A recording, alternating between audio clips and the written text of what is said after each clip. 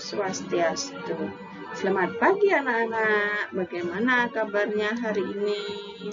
Semoga semua dalam keadaan sehat. Pada pagi hari ini, sebelum kita mulai proses pembelajaran, silahkan anak-anak ngabsen dulu di link yang sudah disediakan ini. Boleh sekarang anak-anak mulai untuk ngabsen. Kali ini kita jumpa lagi dalam video pembelajaran tentang pelajaran 3, yaitu tokoh-tokoh dalam cerita Mahabharata. Namun, sebelum kita mulai proses pembelajaran, kita berdoa dulu ya anak-anak. Tangannya ditaruh di dada dengan sikap amusti karana. Om Awigana-mastu nama sidam. Om Sidirastu Dadastu ya nama Swaha. Selesai. Setelah berdoa untuk lebih semangat lagi, kita akan tepuk PPK dulu. Ayo anak-anak juga ikuti dari rumah ya. Tepuk PPK. Religius, nasionalis, mandiri, gotong royong, integritas. Ulang lagi sekali ya. Tepuk PPK. Religius, nasionalis, mandiri, gotong royong, integritas. Nah, setelah tepuk PPK, kita akan bernyanyi pada pagi hari ini untuk lebih menambah semangat anak-anak lagi untuk belajar. Kita akan bernyanyi pupuh minjil ya anak-anak. Bernyanyi pupuh minjil. Nah, anak-anak juga mendengarkan dari rumah. Kita mulai ya.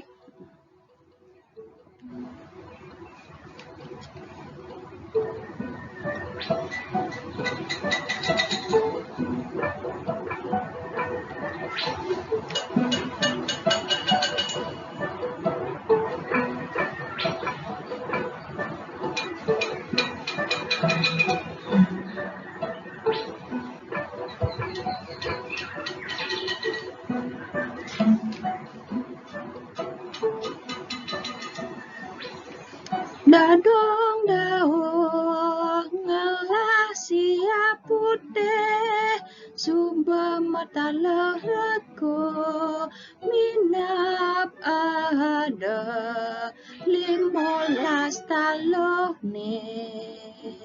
nanging lacur ada nena peken anak jerik-jerik anak jerik-jerik keliwat rusik ipun.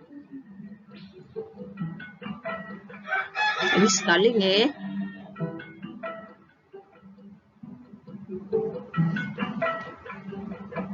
Dadong daung ngalah siap putih subah mata lehku minap ada 15 taluh nanging lacur ada nena peken anak jerik-jerik anak jerik-jerik keliwat rusik ipun. Dalam lagu ini dikisahkan bahwa ada seorang nenek dan anak-anaknya. Seorang nenek yang memelihara ayam dan kemudian anak-anak yang mengganggu ayam yang bertelur itu. Nah, dalam kisah ini, dalam cerita ini, orang nenek ini tokoh yang baik nih. Kemudian anak-anak tokoh yang jahat. Nah, untuk berikutnya kita akan mempelajari tentang tokoh-tokoh dalam cerita Mahabharata, di mana di sana ada dalam cerita tokoh-tokoh Mahabharata ada tokoh yang baik dan ada tokoh yang jahat. tokoh-tokoh dalam cerita Mahabharata nggih, di mana tujuan pembelajaran pada pagi hari ini adalah yang pertama, siswa mampu menyebutkan tokoh-tokoh yang terdapat dalam cerita Mahabharata. Yang kedua, siswa mampu menganalisis tokoh-tokoh yang baik dan buruk dalam cerita Mahabharata. Itulah yang menjadi tujuan pembelajaran kita pada pagi hari ini. Nah, cerita Mahabharata ditulis oleh seorang maharesi yang bernama Resi Vyasa. Cerita Mahabharata ini dialih bahasakan dari bahasa Sanskerta ke bahasa Jawa kuno. Oleh siapa, anak-anak? Anak-anak mungkin sudah membacanya juga dari rumah nih, di buku pendidikan agama Hindu dan budi pekerti. Sekarang Ibu jelaskan lagi supaya anak-anak lebih paham dengan kisah Mahabharata itu. Cerita Mahabharata ini dialih bahasakan dari bahasa Sanskerta ke bahasa Jawa kuno oleh Empu Sedah dan Empu Panuluh. Mahabharata adalah bagian dari itihasa yang dapat kita temukan dalam Weda. Mahabharata ini bukan hanya sekedar cerita, namun kisah ini bagian dari Weda. Ya, anak-anak, kisah Mahabharata ini adalah bagian dari Weda. Kemudian Mahabharata menceritakan tentang kisah Pandawa dan Korawa, di mana puncaknya adalah perang Bharatayuda di medan Kurukshetra. Terjadinya perang Bharatayuda ini ke puncak dari cerita Mahabharata ini di medan perang Kurukshetra. Mahabharata terdiri atas 18 bagian atau disebut juga dengan Astadasa Parwa. 18 parwa nih, 18 parwa itu adalah, Ibu akan menjelaskan secara singkat napi saja yang terdapat di dalam 18 parwa nih, 18 bagian yang terdapat dalam cerita Mahabharata. Di mana yang pertama itu Adiparwa. Cerita napi yang terdapat di dalam Adiparwa itu, yang Adiparwa menceritakan tentang masa kecil Pandawa dan Korawa. Sabo Parwa menceritakan tentang para Korawa mencari cara untuk melenyapkan Pandawa.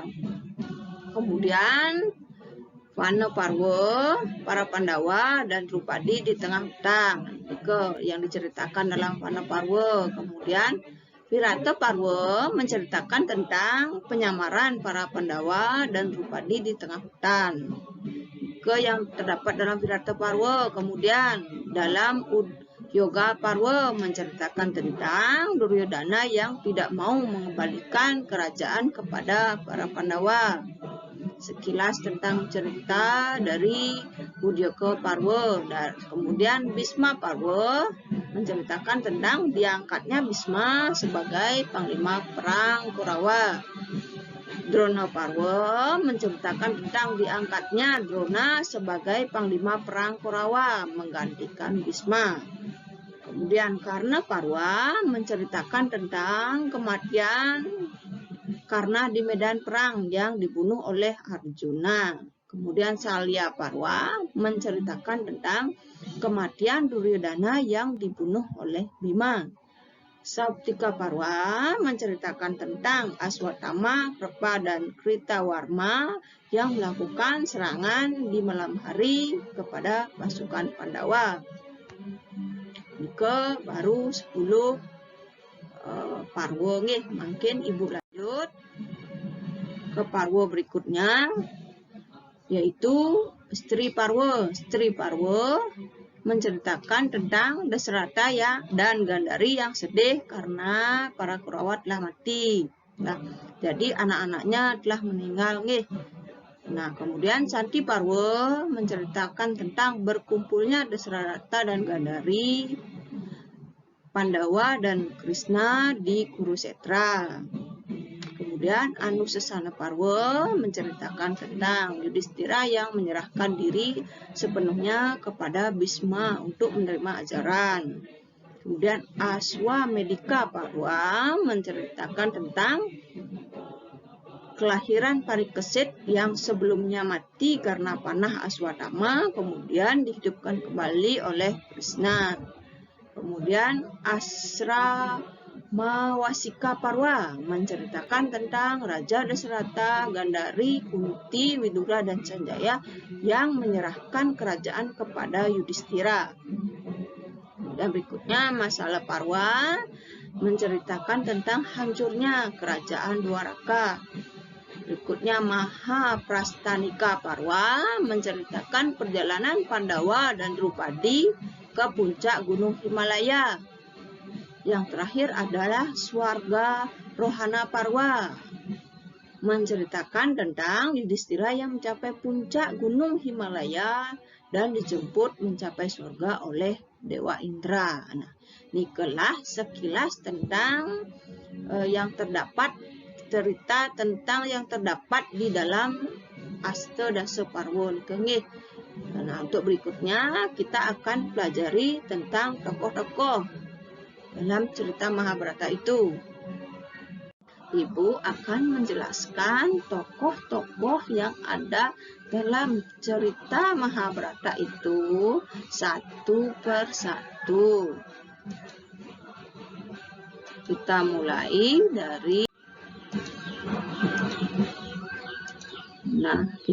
dari Krishna. Siapakah Krishna itu?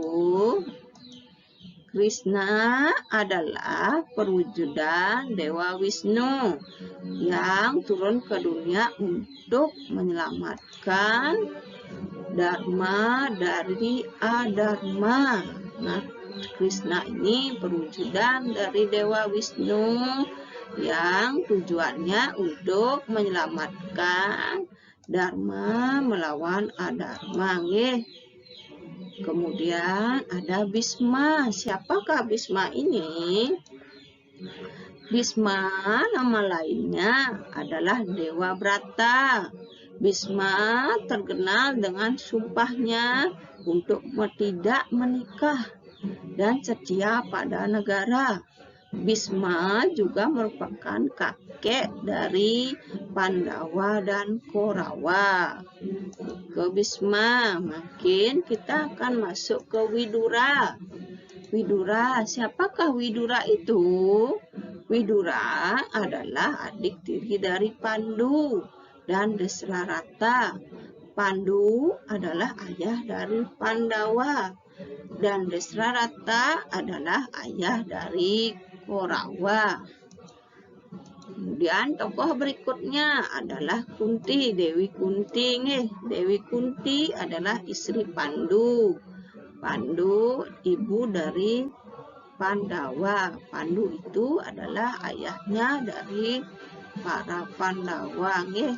Berikutnya ada Gandhari. Nah, Dewi Gandhari. Siapa Dewi Gandhari itu? Nah, Gandhari adalah ibu dari 100 Korawa. Gandhari sengaja menutup matanya sendiri agar tidak dapat menikmati keindahan dunia karena ingin mengikuti jejak suaminya yang buta. Nah, yang terakhir Dewi Gandhari. tokoh. Nah, tokoh Panca Pandawa, anak-anak. Panca Pandawa ini, nah siapa yang tertua ya? Kan anak-anak sudah tahu nih, sudah nonton filmnya. Nah, Ibu akan bahas lagi. Ada Yudhistira, anak-anak. Nah, Yudhistira ini adalah Pandawa yang tertua. Yudhistira adalah putra tertua dari Pandu dan Dewi Kunti. Yudhistira adalah anugerah dari Dewa Yama. Nah, itulah sekilas tentang Yudhistira. Kemudian kita akan masuk ke tokoh Panca Pandawa yang berikutnya. Ada Bima, anak-anak. Bima yang bertubuh besar nih. Bima merupakan saudara kedua dari Pandawa. Bima merupakan anugerah dari Dewa Bayu. Bima sangat mahir dalam senjata gada. Nah, Bima ini mahir dalam senjata gada. Nah, Bima, dan anak bisa lihat di gambarnya, Bima membawa senjata gada nih. Nah, selanjutnya kita akan masuk ke tokoh berikutnya, anak-anak. Nah, ada Arjuna. Arjuna adalah saudara ketiga dari Pandawa. Arjuna adalah anugerah dari Dewa Indra. Arjuna ini mahir dalam ilmu memanah. Arjuna sangat mahir dalam ilmu memanah. Nih, ke profil dari atau sekilas tentang Arjuna. Mungkin kita akan masuk ke tokoh berikutnya. Ada Nakula, anak-anak. Nakula adalah anugerah dari Dewa Aswin. Dewa kembar. Ia mempunyai kemampuan khusus dalam merawat kuda. Itulah kelebihan dari Nakula, kemampuan merawat kuda. Kemudian kita akan masuk ke tokoh berikutnya. Nah, ada Sahadewa. Siapakah Sahadewa itu? Sahadewa adalah saudara kembar dari Nakula. Jadi Nakula dan Sahadewa ini kembar nih, anak-anak.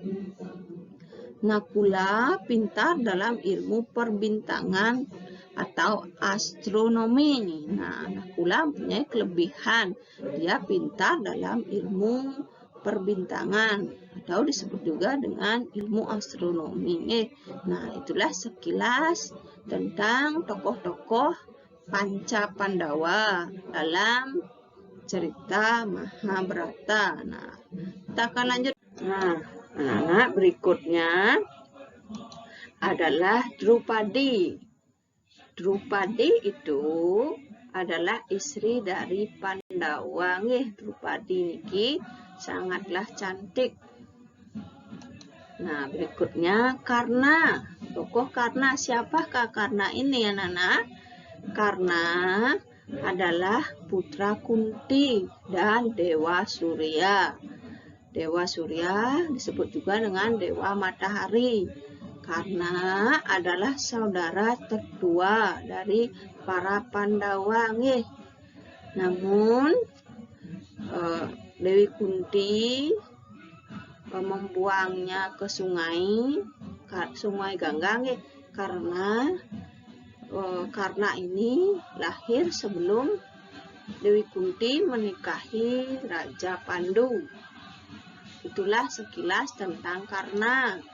Yang berikutnya adalah Duryodhana. Duryodhana adalah saudara tertua dari 100 Korawa. Duryodhana ini adalah yang paling besar dari semua saudaranya para 100 Korawa. Sangkuni. Nah, Sangkuni ini adalah paman dari para Korawa. Adiknya dari Dewi Gandari. Ke Sangkuni, sekarang Abimanyu. Abimanyu adalah putra Arjuna dan Subadra. Abimanyu adalah salah satu kesatria termuda dari Pandawa. Berikutnya kita akan masuk ke tokoh Gatotkaca. Gatotkaca adalah putra Bima atau Bimasena atau bersaudara keluarga dari Pandawa. Gatotkaca ini adalah putranya Bima bersama dengan raksasa Hidimbi namanya, mempunyailah anak yang bernama Gatotkaca.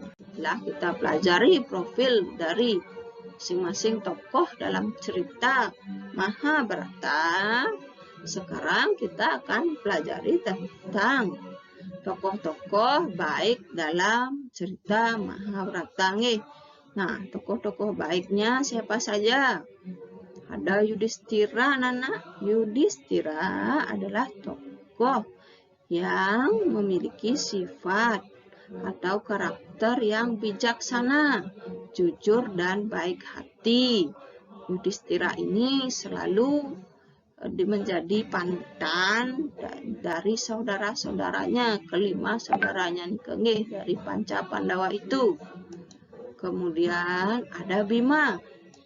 Siapakah Bima itu? Bima sifatnya bagaimana? Nah, sifatnya Bima adalah contoh orang yang memiliki prinsip dan setia pada satu sikap, yaitu tidak suka berbasa-basi serta tidak pernah ingkar janji atau berbohong.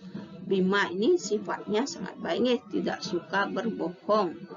Kemudian Arjuna. Bagaimanakah sifatnya Arjuna? Arjuna adalah tokoh yang memiliki sifat tegas, selalu melakukan kewajiban dengan benar. Itulah sifat dari Arjuna. Arjuna selalu melakukan kewajiban dengan baik. Kemudian sifatnya Nakula. Bagaimanakah sifatnya Nakula? Nakula memiliki watak yang jujur, setia, taat, belas kasih, dan pintar menyimpan rahasia. Nah, Nakula ini dia sangat pintar menyimpan rahasia. Apapun yang diceritakan kepadanya, dia bisa menyimpan rahasianya dengan baik. Ke Nakula, sifat dari Nakula. Kemudian ada Sahadewa. Bagaimana sifatnya Sahadewa? Nah, ini gambar Sahadewa, anak. Nah, sifatnya Sahadewa bagaimana? Sahadewa memiliki sifat yang bertanggung jawab. Bertanggung jawab membawanya menjadi orang yang dapat dipercaya dalam setiap tugas yang diberikan. Nah, Nakula ini orangnya orang yang bertanggung jawab. Nah, semua tokoh-tokoh dalam cerita Mahabharata ini dari Panca Pandawa ini ada Yudhistira, ada Bima, Arjuna, Nakula, dan yang terakhir Sahadewa adalah mempunyai sifat-sifat yang sangat baik yang perlu kita tauladani. Sifat-sifat baiknya itu mereka adalah kesatria-kesatria yang tangguh, yang hebat dan kuat, dan mereka juga sangat baik hati. Kan mempelajari tokoh-tokoh dalam cerita Mahabharata. Tokoh-tokohnya yaitu tokoh-tokoh yang tidak baik, yang tidak patut kita tiru. Nah, yang pertama ada Duryodhana.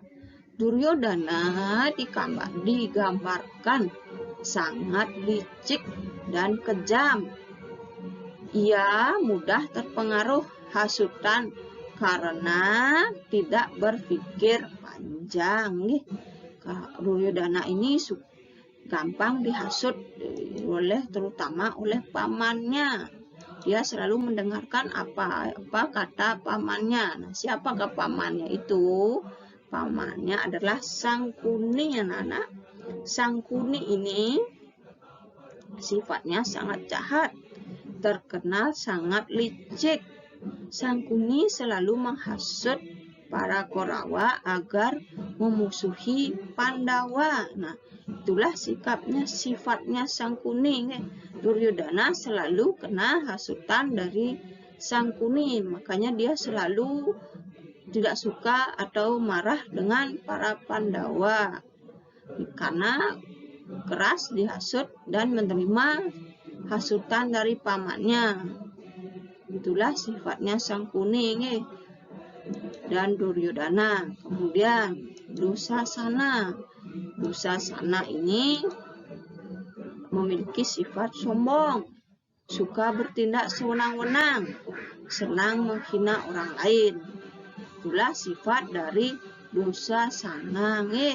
Dusasana ini juga adalah saudara dari Duryodhana, adik-adiknya Duryodhana. Selain dari salah satu dari 100 Korawa.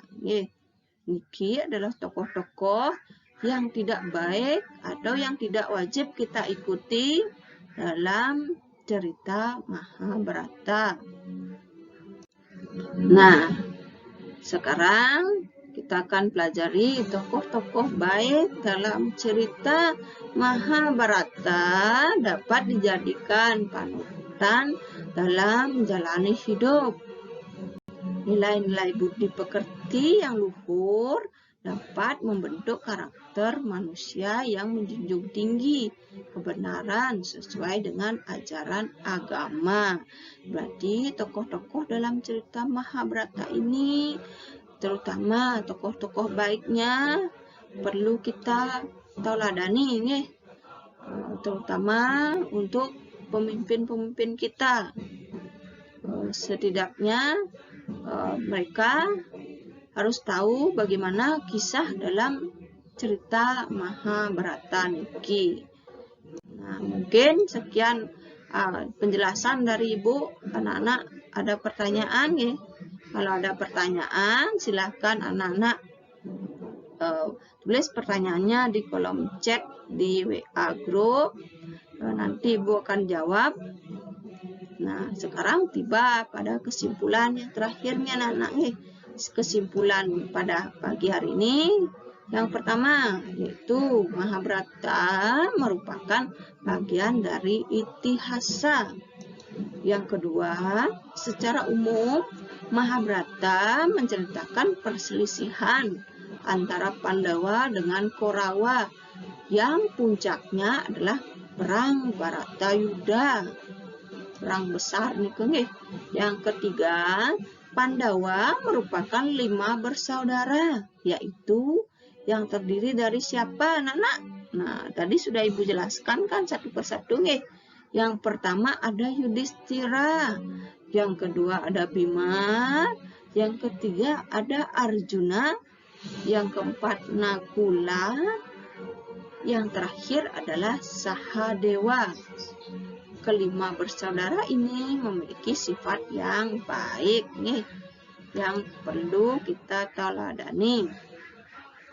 Sedangkan Korawa merupakan 100 orang bersaudara, di mana Duryodhana merupakan saudara tertua yang memiliki sifat yang tidak baik, dan adik-adiknya selalu setia kepada Duryodhana. Nah, Duryodhana ini apapun yang dikatakan oleh Duryodhana, adik-adiknya selalu mengikuti, selalu mentaati apa yang dikatakan oleh kakaknya. Silakan. Nah, sekarang ada tugas nih anak-anak. Setelah anak-anak menyaksikan video ini, silakan anak-anak kerjakan tugas ini. Nanti juga Ibu sudah kirim link ke WA grupnya, silahkan anak-anak kerjakan. Nanti Ibu tunggu jawabannya share ke grup. Nanti ibu akan cek kalau sudah semuanya ya mengirim jawaban, ibu akan lihat di sana nih dikerjakan itu. Bila anak-anak masih kurang mengerti dengan apa yang ibu jelaskan tadi, silahkan diputar kembali videonya supaya anak-anak bisa menjawab dengan baik. Untuk hari ini demikianlah video pembelajaran pagi ini, video pembelajaran tentang Mahabharata. Untuk selanjutnya kita akan pelajari lagi tentang masih di Mahabharata. Nah, tidak lupa juga ibu ingatkan anak-anak, walaupun kita belajar dari rumah, tetap menjaga kesehatan.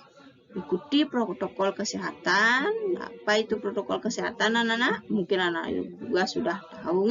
Yang pertama itu rajin-rajin mencuci tangan. Yang kedua, gunakan masker. Menggunakan masker apabila ada keluar rumah. Yang ketiga adalah jaga jarak. Nah, itu protokol kesehatan yang harus kita ikuti dalam situasi pandemi COVID ini. Kita berdoa supaya pandemi COVID ini segera berakhir dan kita bisa mengikuti proses pelajaran secara luring. Dan video pembelajaran ibu kali ini tetap semangat walaupun anak-anak belajar dari rumah, tetap mengerjakan tugas-tugas yang diberikan oleh guru dengan baik. Dan akhir kata ibu tutup dengan Parama Santi. Om Santi Santi Santi Om. Sampai jumpa.